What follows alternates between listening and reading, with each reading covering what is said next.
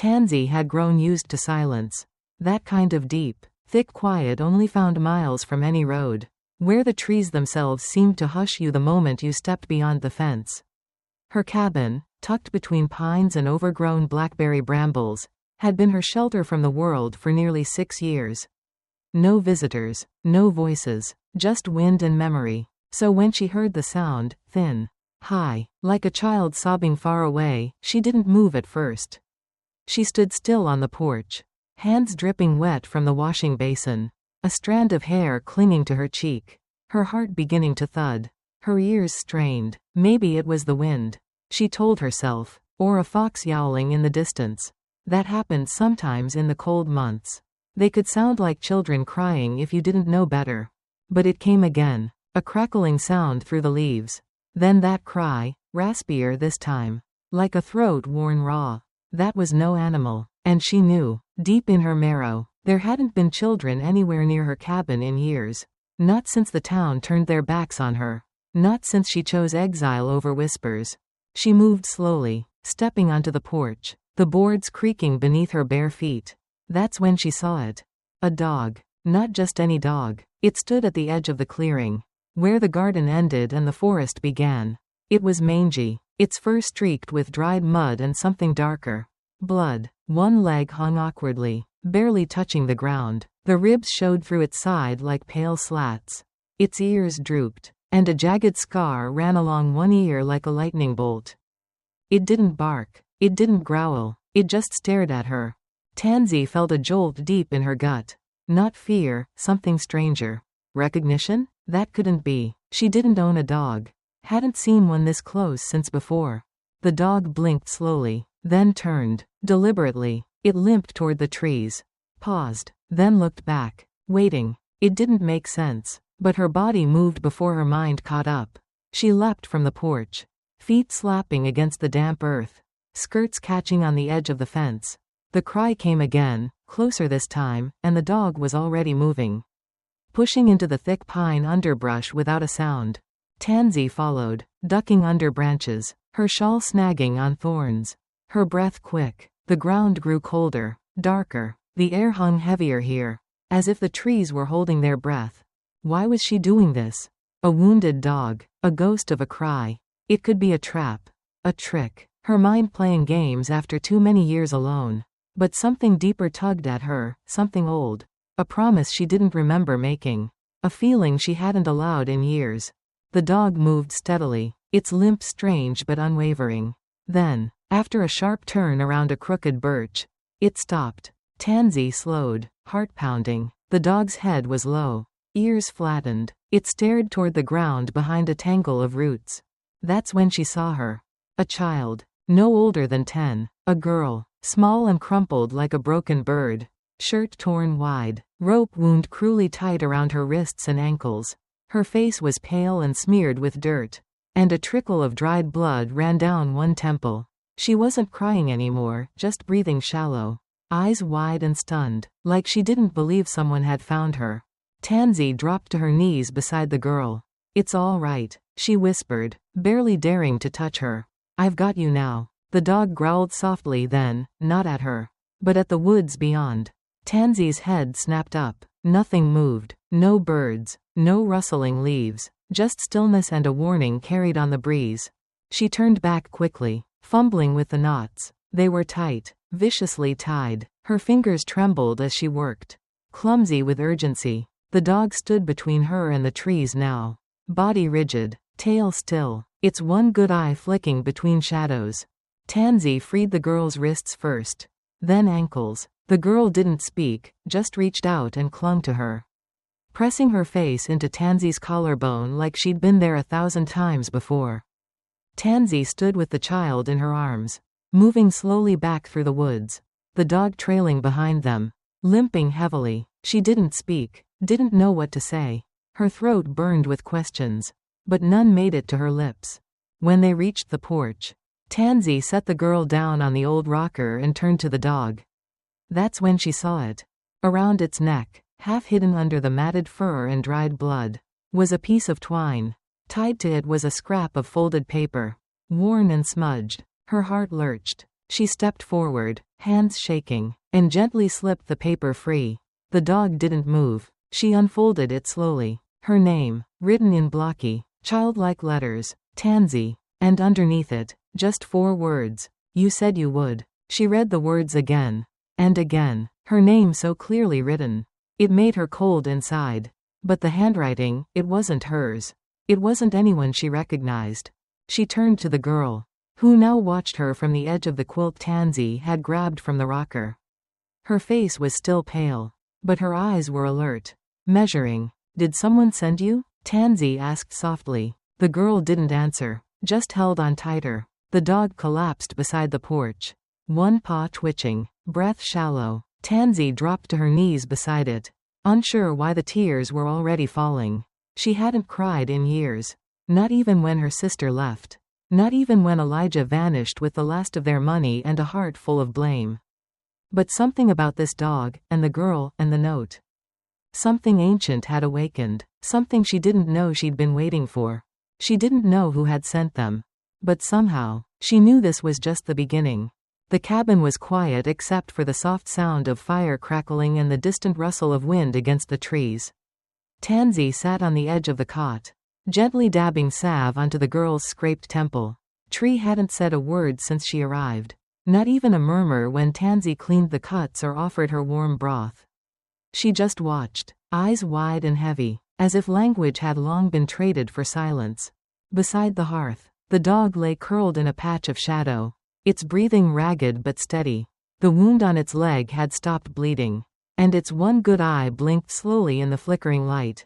Tanzy had wrapped it in the quilt from her grandmother's cedar chest, the same quilt she'd sworn never to use again after the fire.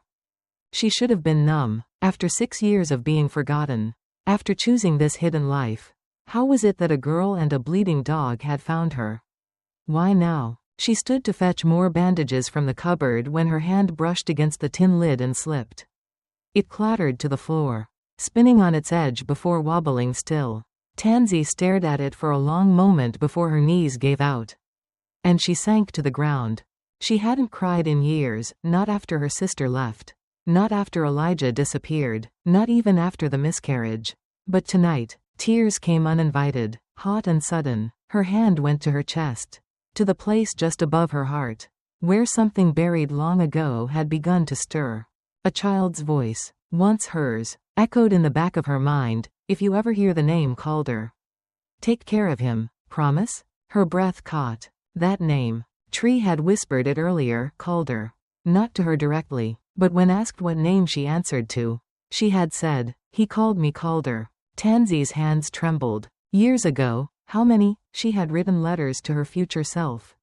A silly childhood game, pages torn from school notebooks, filled with dreams and dares, promises and questions. She remembered sitting under her mother's quilt, flashlight in hand, scribbling secrets she thought no one else would ever know.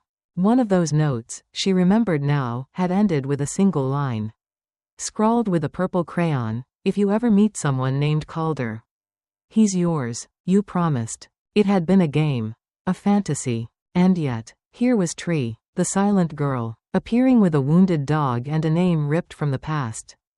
Tanzy stood, chest tight, and approached the dog. It hadn't moved. She knelt beside it again, brushing gently at the fur along its shoulder when her fingers caught something tucked deep beneath the matted coat. A scrap of fabric, soaked in blood and grit. She tugged gently. It came loose with a soft tear.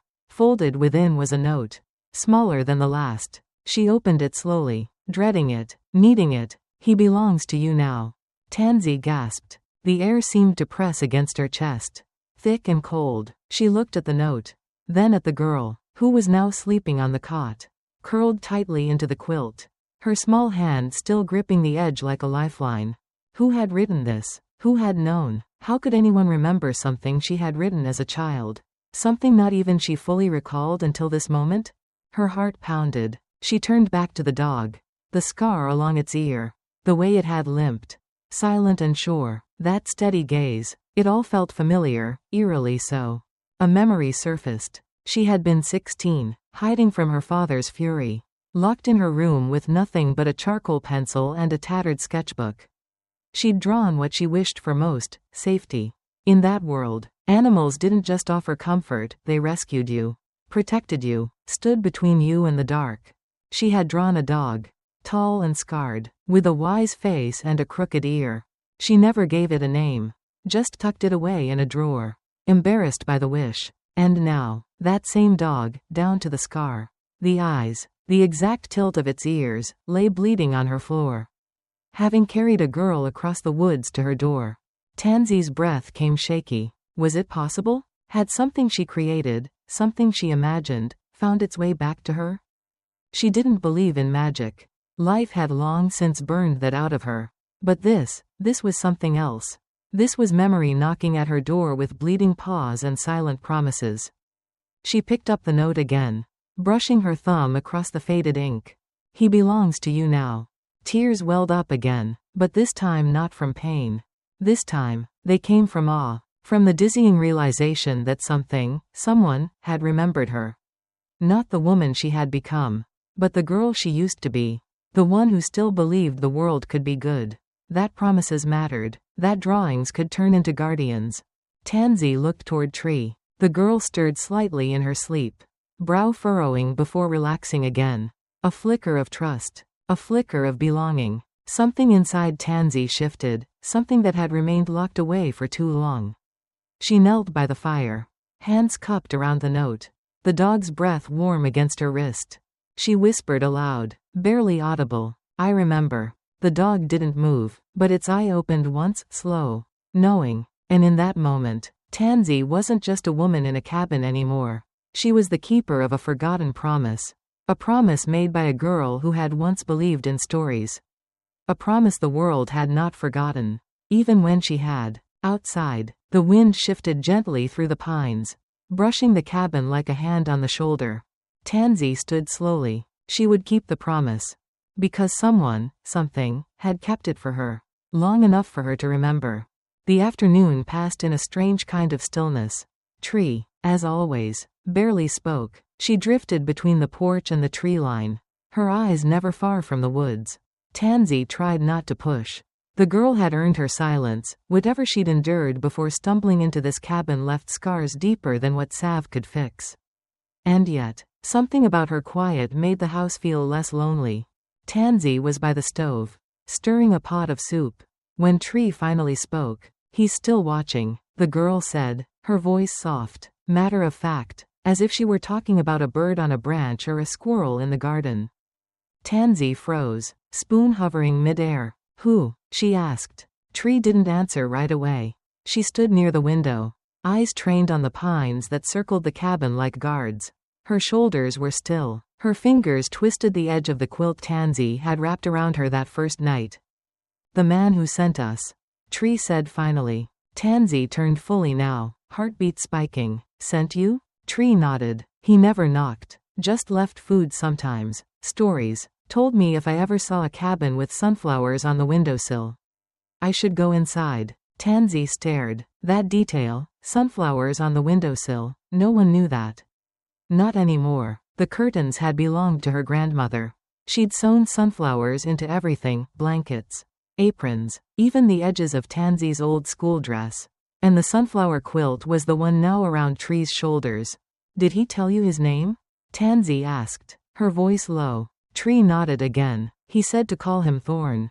Tanzy sat down hard on the wooden stool behind her, the legs creaking beneath her. That name, Thorn. It was a name Elijah used when they were children, when they played outlaws and bandits behind the barn, robbing imaginary trains and writing letters in invisible ink. He'd made her promise to never call him Elijah in their secret stories. "Thorn," he used to say, puffing up his chest. "Rides alone." But Elijah was gone. Had been for years, the last time she saw him. He had rage in his eyes and a saddlebag full of blame. He'd left her with nothing but silence, grief, and the broken remnants of what they once tried to build. Tanzy stood, her body moving on instinct. She went to the door, opened it, and stared out into the trees. There was nothing there. No footprints. No motion. Just the familiar shadows of dusk settling in. She turned to Tree again. "Was he old?" she asked. "Was he big?" Tree tilted her head. Not like you think. He had a limp and a scar here. She traced a finger across her cheek. Right where Elijah had one, earned from falling off the barn roof at 15. Then Tree added softly. He said, the world forgets people with scars. But scars remember everything. Tanzy's hand flew to her mouth. That was his line. His exact line. The same one he whispered to her the night their daughter died. She staggered backward, her knees threatening to give out. Her mind spun. How could it be him? If it was, why wouldn't he come himself? Why send Tree? Why use a name from childhood? Like this was all just some game? Unless he couldn't. Unless he was too afraid. The next day passed in a blur. Tanzy couldn't sleep. Every creak of the floor, every wind-tossed branch made her jump. Her past had come knocking, not with fists or apologies, but with a girl and a wounded dog in the name of a ghost. That evening, just as the sun dipped below the hills, Tree began stacking firewood into a crooked teepee just outside the front steps. You don't need to do that. Tanzy called gently from the porch. Tree didn't look up. He'll see it better if there's light. Tanzy said nothing. A few minutes later, Tree pulled something from the inside of the dog's collar, flint and steel. Worn from use. He taught me how, Tree whispered, said if I ever needed him to come, I should light a fire where the sunflowers grow. She struck the flint. Sparks leapt. The fire caught, climbing upward in quick orange flickers. Tanzy sat, knees pulled to her chest, trying to breathe, and then, a sound. Not footsteps, not voices, but a crow's cry, 3 sharp calls, evenly spaced, then a pause, then one more. Tree turned immediately. That's him. Tanzy stood. The air shifted. A branch cracked. Quiet, but deliberate. Then a silhouette emerged from the woods. Not a monster. Not a soldier. A man. Wearing a long coat frayed at the edges. A brimmed hat pulled low over his brow. He moved with a limp. Tanzy's breath stopped. He stepped forward slowly, and the firelight reached his face. The scar across his cheek was still there. Faded, but real. Elijah, she whispered. He didn't speak. Instead, he reached into his coat and pulled out something wrapped in cloth. He unfolded it, revealing a piece of fabric singed at the edges, her sunflower curtain. The one she thought had burned in the barn. He held it out toward her like an offering. She couldn't move. All the air felt sucked from her lungs. The last time she'd seen him, he was shouting, accusing her of things she never did, leaving her in a pile of ash and blame. Now he stood in silence, looking older, thinner, but softer. She took one step off the porch, then another. Tree remained still, between them, not hiding, not scared, just watching, as if she'd been placed there to bear witness to whatever came next. Tanzy's voice cracked when she spoke. You left, she said. Elijah looked down at the dog, then at Tree, then at her. I know, he said quietly, but I never stopped looking. Tanzy swallowed the knot in her throat.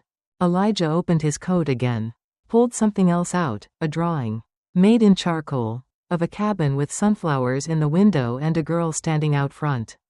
No one else would know, he said. I saw it and knew, you were still out here. He looked at her then, fully, and said, I didn't know how to come back. So I sent someone brave enough to try first. Tanzy felt every wall she'd built cracking, splintering like old wood in winter. And still, she didn't speak. Instead, she stepped forward, just enough to reach the quilt on the rocker. She folded it and set it on the top step between them. Not a yes, but not a no. Elijah stared at it, eyes damp. Tree reached up then, took both their hands, and placed them together. Tanzy looked at Elijah. His hand trembled, and for the first time in years, she let herself hope. The fire had burned low by the time Tanzy realized she hadn't moved in over an hour. She sat on the porch, elbows on her knees, watching the dog sleep curled beneath Elijah's coat. Tree was inside, finally asleep on the cot. And Elijah, he was still out there, just a few feet away, sitting in silence with one hand resting on the animal's worn side. His face unreadable in the shadows. Tanzy's hands trembled in her lap. Though the air wasn't cold, her thoughts wouldn't still. The day had folded over itself again and again until she didn't know what she was feeling anymore. Grief. Guilt. Anger. some quiet shape of longing. They were all tangled together like knots she couldn't undo. She had expected Elijah to stay away forever. In fact, she had counted on it. When he left, he didn't slam the door. He didn't scream like he had the night before. He just took the last of their shared hopes, along with his saddlebag, and vanished before sunrise. Left her in a house still reeking of smoke. Still aching with the echo of the baby they never got to hold. Now he was here again.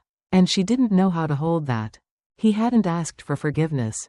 Hadn't begged. He hadn't even stepped across the line of light from the fire to the porch. He just came back. But he didn't come empty-handed. He came with Tree. And that changed everything. Tanzy stared at the folded quilt in her lap. The one Elijah had handed back to her. It was worn at the edges. Yellowed with age. But she had stitched it herself in the first winter they spent together. Back when hope was something that lived in her chest instead of in memories. She hadn't seen it since the fire. Now, without saying it, he had returned it, quietly, like an apology. But what did you do with an apology that wasn't spoken? What did you do with a man who had broken you, but also, somehow, sent you the child who would piece you back together?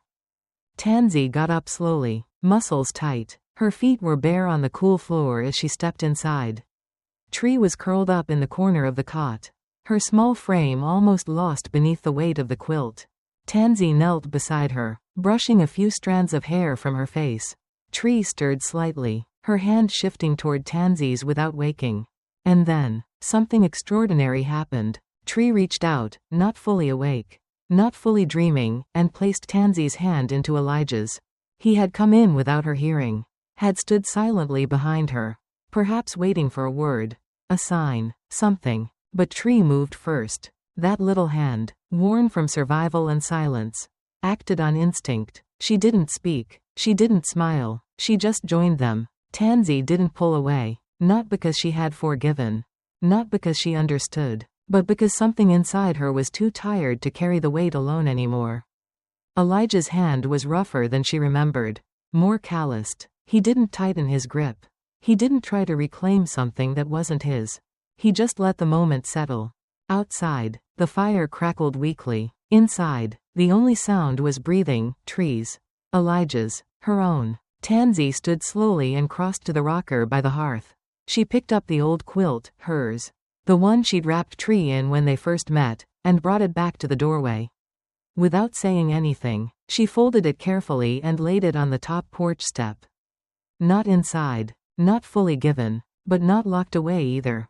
It was something. A beginning. Elijah followed, his steps cautious, like walking through a field he used to know by heart but now feared had changed in the dark. He didn't sit, didn't speak, just stood in the frame of the doorway, arms crossed like he was holding himself together. Why did you send her? Tanzy asked finally, her voice dry. I didn't think I could make it, Elijah said, but I thought she could. Tanzy turned to him. So she was your test? No, he said quickly, eyes flashing with shame. She was my hope. The words hit harder than she expected. He stepped down one stair. Just one. I didn't come back for me, he said. I came back because something told me, maybe you hadn't shut the door all the way. Tanzy didn't answer. She couldn't. The truth was, she hadn't. Even after everything. Even after the grief. The rage. The silence. There was a sliver of space in her soul she had never quite sealed. But slivers weren't foundations, and she didn't know how to rebuild a life from that small of a thing. I don't know what you want, she admitted, her voice cracking. Elijah looked at her, not with the heat of old anger, but with something gentler, worn, weathered, honest. I don't want to undo anything, he said. I just want to be someone who doesn't run. They stood like that for a while, two broken people holding space between them. Stitched together by a child who hadn't asked to be the bridge, but had become one anyway. Tanzy reached for the quilt again, this time pulling it into her arms, holding it like a question with no clear answer. We don't speak the same anymore, she said. I'll learn your new language, he replied. She turned to go inside, not slamming the door, not inviting him either. She just stepped over the threshold, back into the cabin, where the child now slept, proof that forgiveness didn't need words. It needed time. As she set the quilt down beside Tree, She whispered, not to Elijah. Not even to herself. But to the quiet air that had once held nothing but loneliness. I don't know how to forgive you. From the porch, his voice came back low and honest. I know, but I'll stay until you figure it out. Tanzy didn't respond. But she didn't blow out the lantern that night either. And maybe, just maybe, that was enough, for now. The road back into town felt longer than Tanzy remembered. The trees had thinned. The dirt path rutted with rain and time. Beside her, Elijah walked quietly, carrying the last of their supplies in an old saddlebag. A few steps ahead, Tree skipped lightly over rocks and tufts of grass, her small hand occasionally reaching out to steady herself on the hem of Tanzy's skirt. It had been weeks since that night by the fire. Since the silence had started to shift. Since Elijah had begun splitting wood again like he used to. And Tree had stopped flinching at every sudden sound. Since Tanzy had begun, slowly, cautiously, believing she might not have to carry everything alone anymore. Still, returning felt strange. She had left this town in shame. Her arms empty, her voice trembling. She hadn't dared dream of coming back. But Tree had changed that. So had Elijah, not through grand gestures, but in the quiet way they stayed. The way they listened, the way they waited for her to decide what came next. And today, what came next was this. The white church stood ahead, small and humble, its bell tower casting a long shadow across the grass. A few townsfolk were already gathering. Sunday service. Tanzy hadn't stepped foot inside that building since the day she buried the tiny bundle that never got to cry. She remembered the way their stares cut deeper than the silence.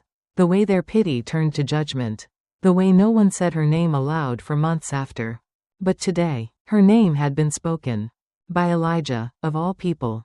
He had quietly told the new preacher, a younger man with gentle hands and a cracked singing voice, that Tanzy could sing. That she once led hymns barefoot on summer mornings, voice lifting over wheat fields. He had said it as if none of the shame mattered. As if the girl who used to sing still lived inside her. So now here she was. Standing in front of the church door, her hand on the old wood, her heart thudding like thunder. Elijah reached out and gently opened the door for her. Inside, it smelled like dust and lavender.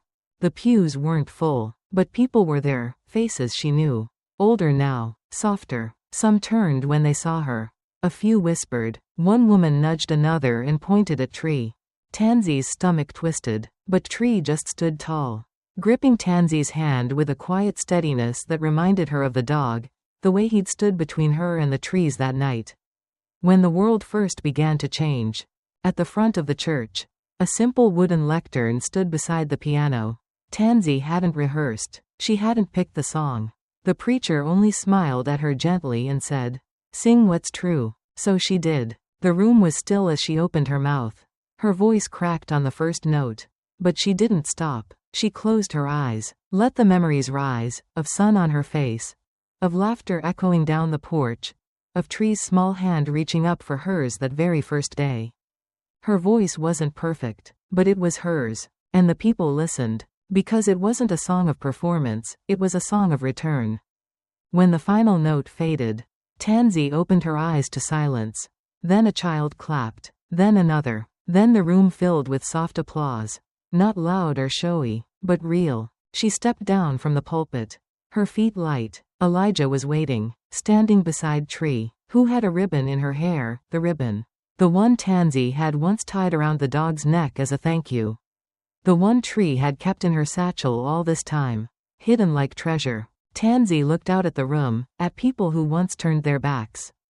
Now nodding gently, some with eyes damp. It wasn't perfect, but it was a beginning. She cleared her throat and spoke. Not loudly, but clearly. "I once believed I had to earn my place here," she said, "by being easier to love. Quieter, smaller. But I've learned something else." She looked at Tree. "I've learned that even wounded things deserve gentleness." Then she looked at Elijah, who nodded slowly, his hand resting on Tree's shoulder. "And that includes me." A hush settled, but this time, it wasn't silence out of rejection. It was reverence. A woman from the back stood up, tears in her eyes. "Is that your daughter?" she asked softly. Tanzy looked down at Tree. Tree looked up, wide-eyed, uncertain. Tanzy knelt beside her and took her hand. Yes, she said, with a smile that trembled but held. She always was. Outside, bells rang softly. As they stepped out into the sunlight, a small wooden sign had been nailed to the chapel gate. It read, "Tree and Tanzy, welcome home." Tanzy stopped in her tracks. Her throat tightened. Elijah stepped beside her, offering his arm, not as a man returning to reclaim anything, but as someone who had learned how to walk beside her. She took it, not because everything had healed, but because healing no longer needed to happen in silence. Tree walked just ahead, her basket filled with the loaves they'd baked together that morning. She looked proud, not because of the bread, but because she was no longer hiding behind trees. She belonged. They all did. And as they walked down the dusty road toward the marketplace, the wind stirred the edges of her dress and Tree's ribbon fluttered like a small flag in the morning sun. Tanzy smiled. This wasn't the life she had planned. It was better, because it had been broken and rebuilt, piece, by hands that had once trembled, but no longer ran. They were home, truly, and this time, they were seen.